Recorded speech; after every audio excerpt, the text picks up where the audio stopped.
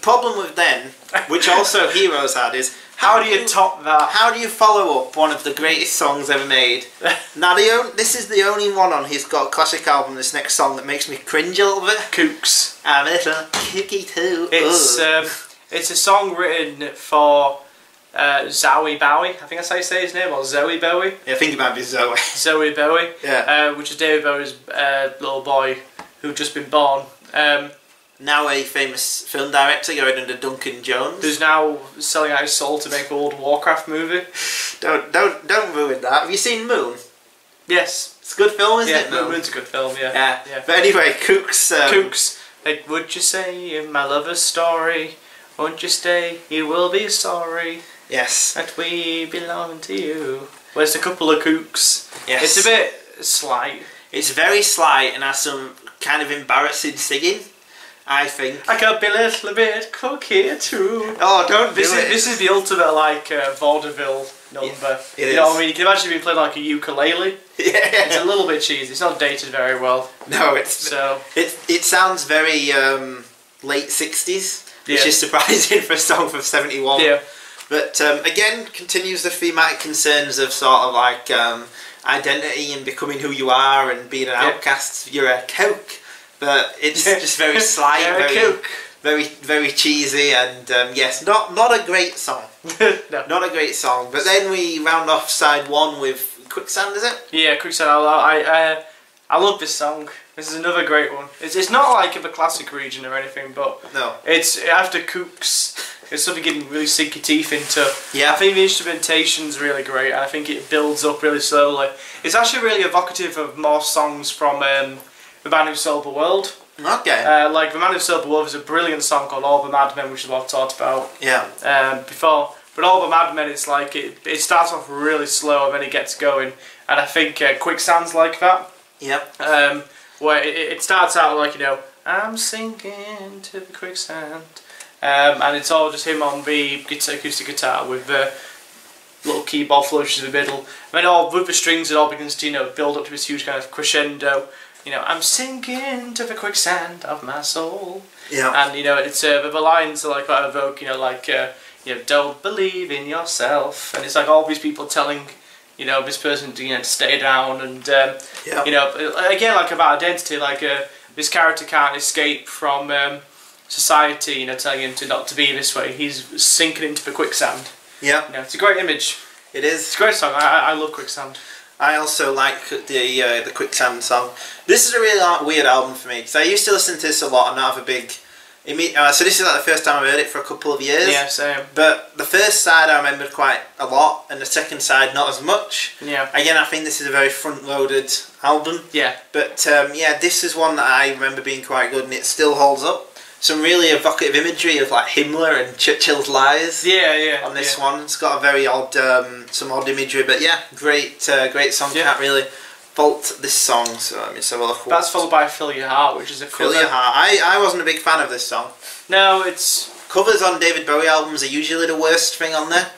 Apart from Wild as the Wind on oh, that's great, Station to Station, which is great. You see, I really like Across the Universe. I think his version is better than the Beatles one. Okay. I really like it. The one I'm thinking of that is not very good is on Ziggy Stardust. So it's Hang On. Is it not Hang On? It's yeah, I know what you mean. The when you climb to the top of a mountain. It's like you listen to Ziggy and then like the whole album stopped. It ain't easy. It ain't easy. That's it. Yeah. Which is a perfectly okay song, but it's like in the middle of 10 stunners. Yeah. So you're like, what the hell is this? What's this got to do with anything? Yeah, and it's the only one that makes no sense in the narrative. Yeah. But yeah, anyway, so Fill Your Heart is alright. I don't think much of the song.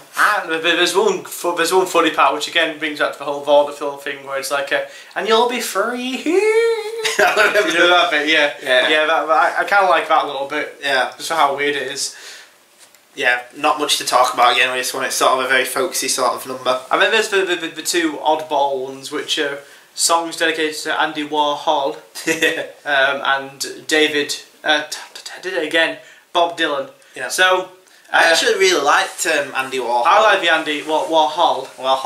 I like the way it opens, where it's like a bit of a studio chat. I always like it when they include studio chatter, like an album, because it makes it feel more like real. Yeah. You know, like it feels like these songs are made by actual people in the studio. I think it depends on what kind of album it is. Well, like, you know, for example, like I love on I love at the end of Helter Skelter, you know, because it goes into a really fast, like, bit at the end where everyone's going insane, and then at the end Ringo's like, I got blisters on my fingers. And that was like a real genuine human reaction. It's awesome. But it wouldn't work in something like what's the Pink Floyd album called? Like The Wall or something. Yeah. Not The Wall, not even, no, well, Dark no, Side. because it includes it on The Wall as well. Dark Side wouldn't work though if they were like, we need the levels higher. Yeah. That'd destroy the mood. Yeah. But they do it on The Wall, don't they? Where it's like, is this the part where we come in? But that works because it's about. Plus, it was written beforehand, I imagine. It was all like one continuous loop. So it can work, but you know, like when they do it and we use it appropriately, I think it's kind of cool. I kind of like it. I like hearing them talk about shit, basically, in the studio. And there's this session technician guy. You know, clearly, you know, sounds a little bit bored. He's like, okay, take one, Andy Warhol. And then David was like, actually, it's pronounced Warhol. As in holes. And we do lots of really weird, like, it's Andy Warhol. And then we go into the Andy Warhol on my wall. Andy Warhol, looking strange, hanging on my wall. Yeah, I really like that song. It's a great song. It's a really nice little song, yeah. It plays with the idea of identity, and this one again is sort of similar to Life on Mars because it talks about his films, doesn't it? And being lost in them. Yeah. You could say like Life on Mars is about someone who disappeared. If you were trying to find a logical look at the insane lyrics about a sort of young girl getting lost in cinema, and this is a similar kind of thing because Andy Warhol was obviously a film director of dubious quality. In the loosest sense of the term, yeah. He didn't really direct anything. No. Well, you could say he was a talentless hack if you wanted to. No, I can't judge his work. I can't dispute Andy Warhol. Really. Sorry, Warhol. You can't dispute his historical value. No one can. I went to go see when I went to New York. I went to the American Museum of Modern Art. It's really great. If you ever get to go, really just put a whole day aside to go see it. And to be fair, the highlight of the whole thing was seeing his Campbell soup piece. It is amazing. It's just like it's massive. I couldn't believe how big it was. Yeah. Because you only see like little things a bit like that, but it's like about 100 of those little things all built up in one big thing. It's pretty cool. I mean, but I saw some better pieces, but you know, the Warhol one was pretty cool. Yes. But well, he was a massive influence. Yeah. Bowie as well. And Lou Reed. Well, he was mainly because of, I'm assuming, his association with Lou Reed. He might have been how Bowie got into him. Because he's obviously a massive fan of Lou Reed. Andy Warhol himself kept a kind of a little cavalcade of transgressive weirdos in the Factory. Yeah. Which was like his art hangout, when people like Lou Reed and David Bowie would hang out there, and he's the epicenter of a lot of alternative music. Yeah. Basically, just think if it hadn't been for Warhol, we might have been denied the Velvet Underground and Lou Reed's subsequent solo career. Yeah. Just Lou Reed as in general. Yeah. I mean, probably there would have been no temporarily good revival of Iggy Pop. No. There wouldn't have been probably the sustained creativity that David Bowie had. No. But yes. Yeah. Anyway. Yes. So Andy Warhol. I don't really care much for the song for Bob Dylan because it's not really about Bob Dylan. It's not really about anything really. It's like so have you heard about this Zimmerman? He's got a voice like Sand and glue, which is all fine, but then the chorus is like, here she comes, here she comes. It's like, what's this got to do with David Bowie? Again, what's this got to do with Bob Dylan? Yeah. Because there's so much you can sing about with Bob Dylan. Yeah. He could evoke, he could make references to his songs and his imagery and stuff, but I don't think he really do anything with it. No. That's something. I kind of love Bob Dylan. This is yet another filler song on side 2. Yeah. Yes. What have we got after this one? It's not the Bewley Brothers. It's Queen Bitch. Queen Bitch is a fairly decent song. Yeah. It's that's a definite. This sounds exactly like the Velvet Underground. Yeah. It's the ultimate signal post for Ziggy Stardust. Definitely. Yeah. Yes, it could have been me. Yeah, it could have been me. Yeah. It's awesome. I really like it. It is great. It's a real rocker, especially after the kind of, yeah. I mean, it does come out of nowhere on the album, because the album, like I said, has this kind of vaudeville, folky atmosphere, but then this rocker just comes out of nowhere. Yeah. But I kind of like it. I think it's kind of cool. It is a great song. Yeah. Down and down, down, down, down, and down. Really shows off that Mick Ronson guitar. Yeah. Again, I don't think the album coheres as an album very well. No. But again, cracking songs on here. You could cut this down to like a half an hour EP quite easily. Yeah, yeah. Like you don't need about 7 songs and then cut it down. Yeah. Great song. Can't remember the lyrics much, but I remember that driving guitar that goes all the way through it. I can't remember what the song's about. Going a bibbidi bobbidi hat. Oh Lord, I could do better than that. Great pop song. This could easily have been released as a single. Yeah. And then the final song is the Bowie Brothers. This is weird. Well, that's a weird ending. I like it. Oh, he always like, maybe daddy da da da da da. Gravy. Just go away. Yeah. I really like Bowie Brothers. I think it's a really weird song. I think it's alright. It's not one I'd listen to by itself, but when I get to the end of the album, I was a bit like, oh, that was nice. Yeah. That was kind of cool. Yeah. I always forget about the part where it's like, you know, baby, baby, gravy. It's really weird, so okay. Yeah. But it's kind of a weird kind of. It ends in an unexpected way. Yeah. I think it would have been quite easy to end on Queen Bitch. Yeah. But I think it ends kind of in an odd way, where you're a little bit uneasy. Yeah. So you kind of have to go back to side one to piece it all together a little bit. Yeah. So what would you give Hunky Dory out of 10? Oh God. I would give it a 7 as an album because I think there's a lot of filler on there. Yeah. Yeah, I agree. The thing with Hunky Dory is that the highs are just so high. Well, Changes in Life on Mars are like 11s out of 10. Yeah. And yeah, Oh Boy Pretty Things is like a 10. Yeah. Quicksand is like an 8. Queen Bitch is an 8. Queen Bitch is an 8. Yeah. Andy Warhol is an 8. And the rest looking like 7, 6. But yeah, so like 6 and 5s. Kooks is a 1. Yeah, I don't know. Kooks is a 1.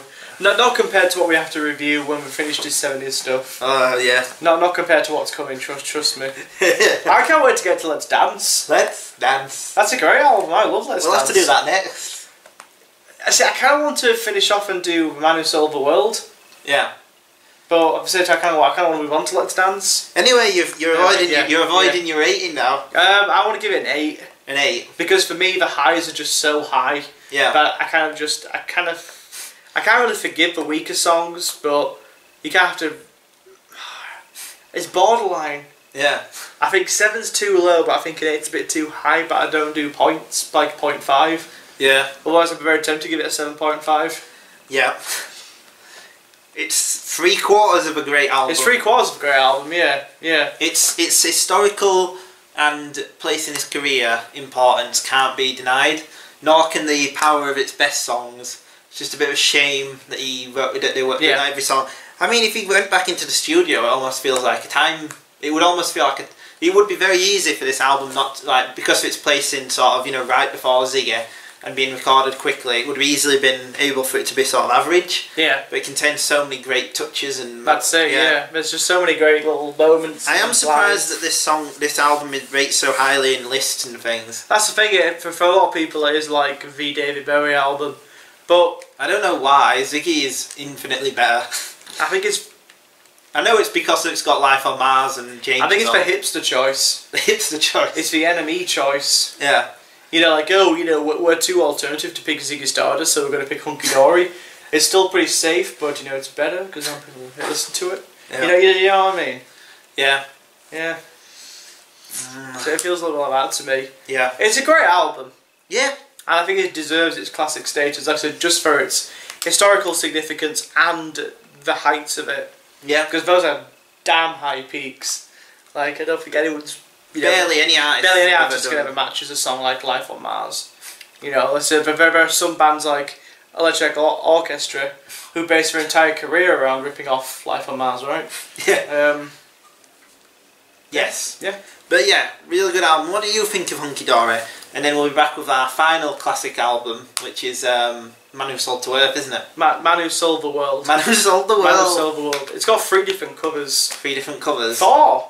4 covers. 4 different covers, yeah. As in covers, as in album covers. Oh, not covers. Because this will be interesting for me. I've never heard the album before. Oh, I really like it. It's got like I'm not gonna. Kurt Cobain's choice. Oh yes, it is, isn't it? Yeah.